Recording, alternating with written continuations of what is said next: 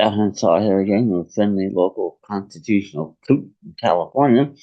And very exciting news that just happened as the Supreme Court nears the end of its term, as it had a case out of South Carolina that they just ruled against the NAACP, and for good reasons. People don't be at all surprised about this, but I don't think those people at the NAACP know what the hell they're doing.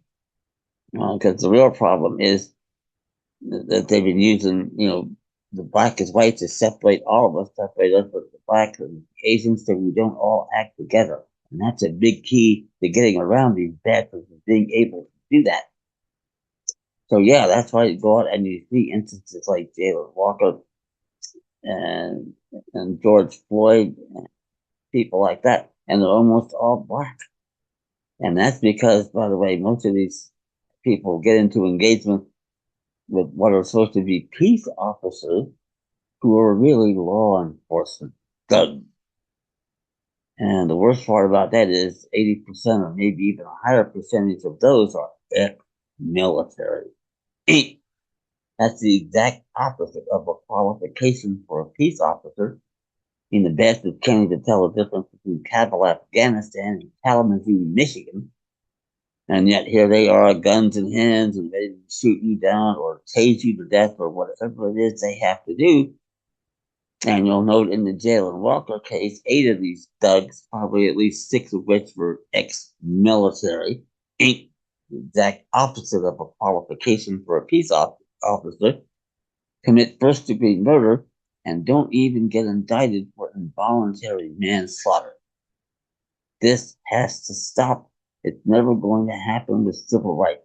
Get over it. Civil rights doesn't exist. 14th Second Amendment doesn't exist. They never did. I can prove it a cappella. We had creator endowed inalienable rights back in the day, and we still have them. And we start to invoke those, and the justices on the current Supreme Court are going to have our backs. We have creator endowed inalienable rights. They don't. Anybody that volunteers into that system, what you'll learn, by the way, and send me an email, youwinnincourt@gmail.com. You'll learn all about what I call NEFA, the non-existent 14th War Amendment, that in effect created what I call judicially foreign states, subordinate corporate, nay, dead citizens who have no rights that the de facto National Socialist government is bound to respect. All they have.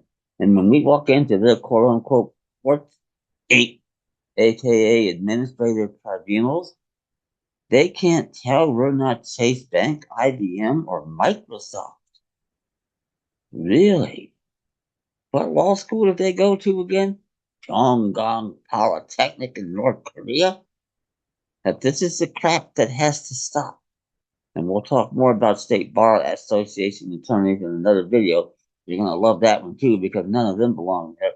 And you see any of them in a quote unquote courtroom, especially wearing a black robe, they're not in a judicial court to which we have the right from day one. And that's what has to change more than anything. And, the sooner we start to take action, the quicker it's going to happen. And to learn how to do that, send me an email, youwinnincourt@gmail.com. And a quick note here about the differences from our federated Republican form of government and today's elective despotism. Today, they think at the very best of us that we're incompetent, that we need all the government help they can get to even lead our lives. And that's the exact opposite of what occurred in 1787. And you look at the definition in Bouvier's Law Dictionary, 1857, the then congressionally uh, accepted definitions of the words and phrases of the Constitution. And what does it say? Citizen, one who has the power to vote for representatives and other offices in government, and who is qualified to accept all offices in the gift of the people. Competence. Where the hell has that gone? In the exact opposite 180-degree swing But that's what the corporate citizenship and the good old 14th Amendment ain't. And you will learn all about that too. Send me an email, uwinnincourt@gmail.com. It's just a big issue we defeat them with. And the Supreme Court, excitedly and late in the term here, has recognized that at least, well, it's kind of deceiving because it's only an opinion right now of Justice Thomas, but he speaks, as you know, for all six of the conservatives and maybe for all nine of them here in this recent case out of South Carolina with the NAACP. And it's going to get better with the Jarpizi case coming down tomorrow. I'll be doing videos this week about that as soon as that happens. Because if they go even further than I expect them to do, that's really big news. Because they know as well as I do exactly what I'm talking about here. So how far they're willing to go, I don't know.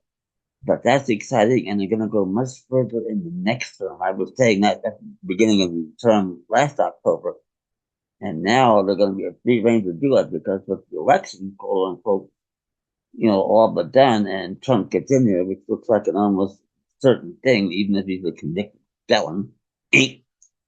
Now they get replacements for Thomas and Alito, who can retire at some point in time in the next 4 years, and they're there for the next 12 to 15 years, upholding our creator endowed inalienable rights. That's exactly what should be happening. And we get the best of it. We get government off our backs, especially in my hometown of Washington, D.C. And the state government, quote unquote, especially out here in Sacramento. And it gets back to local government for the most part. I would say a good 75%, maybe more than that. Because think about it, local government, much less expensive, much more efficient, much easier to control. That's where most of it should be. We want it back. To learn more about how to do that, send me an email, uwinnincourt@gmail.com. And that's true for Black, Asians, whoever, because when we get back to the system we're supposed to have, no, you won't be part of the sovereign body politic, but you sure as hell aren't now either. What you will have initially are creator endowed inalienable rights that government at all levels has to respect. And that gets rid of all this nonsense from George Floyd and Taylor Walker. That doesn't happen anymore because now these people are going to go to jail for committing first degree murder. And you can read about that in a case called Ex parte Badoff 177 US 529 from an earlier era, and just at the end of the era in which we did have a lot of rights, and the Supreme Court recognized it in that case. And we'll talk more about that. Send me an email, uwinnincourt@gmail.com. But that one change not only is great for us, it's better for our children and our posterity. And that's the real goal of what I do. By the way, it doesn't hurt that I can teach you how to set unopposed records in their trial court, aka administrative tribunals. And this is the end of the court's fourth term of an all-out assault on administrative tribunals. And you would think some of these bastards would have figured this out by now. They're going to soon enough, but we set unopposed records, and now I can help you get in there and take that record, and we probably won't even have to file anything, and certainly not a civil rights action. 42 USC 1983.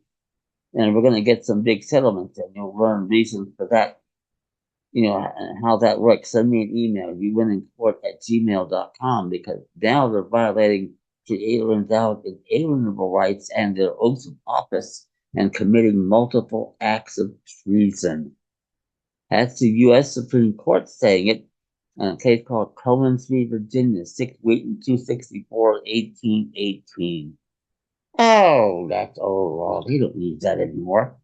The hell they don't. These current justices have cited it numerous times, and they know. And among some of the quotes, this is the best decision in my view they've ever made. Here's a quickie from Collins that they said, well, the court must exercise jurisdiction if it hasn't, but it can't exercise jurisdiction if it wasn't. But one or the other is an act of treason to the Constitution.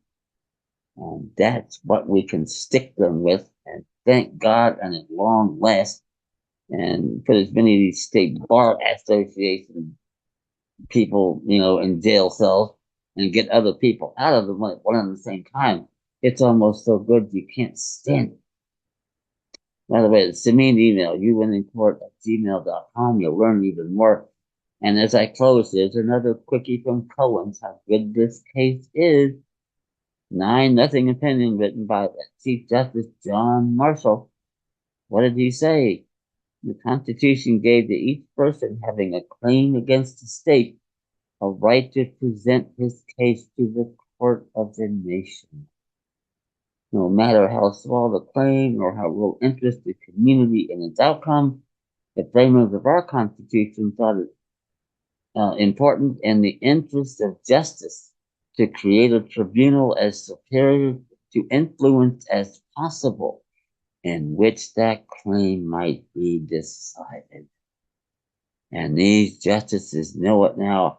They're waiting for us to get there.